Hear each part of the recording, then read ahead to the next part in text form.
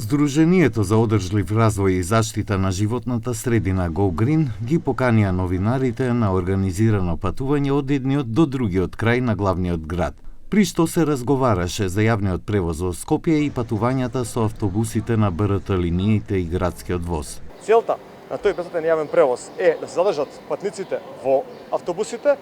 Наспроти тоа се случи во Скопје во последните неколку години кога имавме руиниран и непостоечки јавен превоз, кај што се излеа тие патници во коли, потоа направија повеќе закршување и полош сообраќај. Затоа се сеќни дека ќе има градски воз кој што ќе го олесни патувањето од периферијата кон центарот на градот и исто така БРТ кој што ќе го олесни патувањето исток-запад и север-југ. Како што информира учесниците, една од трите траси за градскиот воз е подготвена, додека другите две дополнително ќе се проектираат.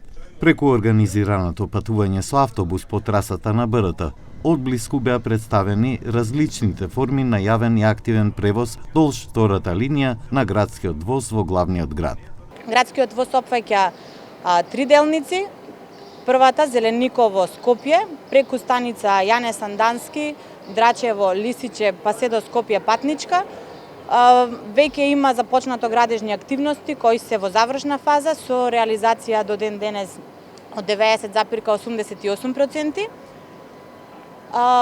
За другите две фази што се од Волково преку Ѓорче Петров, Скопје Север и Скопје и Миладиновци, Илинден, Маџари па се до Скопје, за овие две наредни фази имаме објавено постапка за избор на проектант за доставување на и подготовка на техничка документација.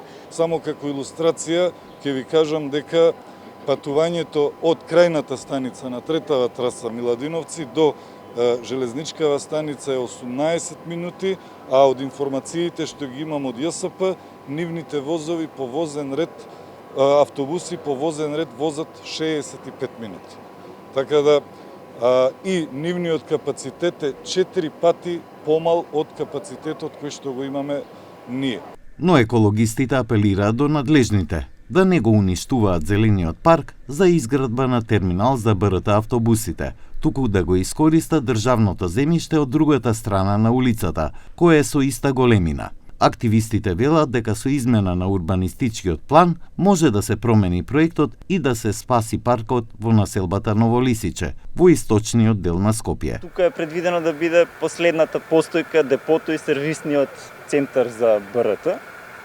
Другата е во Ѓорче Петров и тоа подразбира на самово место, како што гледате, парков, да се овозможи тој превоз, да се паркираат сите возила, еден прилично голем паркинг, сега уште не е утврдено дали ќе биде од 7 хектари површина или од 4,8 хектари, но од прилика на местото сме каде што тоа треба да се развие тук.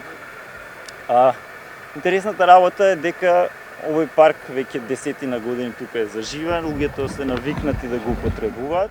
Годишниот буџет на ЈСП изнесува 30 милиони евра, од кои 15 милиони се финансираат од град Скопје и владата. Се уште не е познато колку ќе чини проширувањето на булеварите и отстранувањето на зеленилото од средишните појаси за да се овозможи реализација на градскиот воз, како и изградбата на третата лента за БРТ автобусите.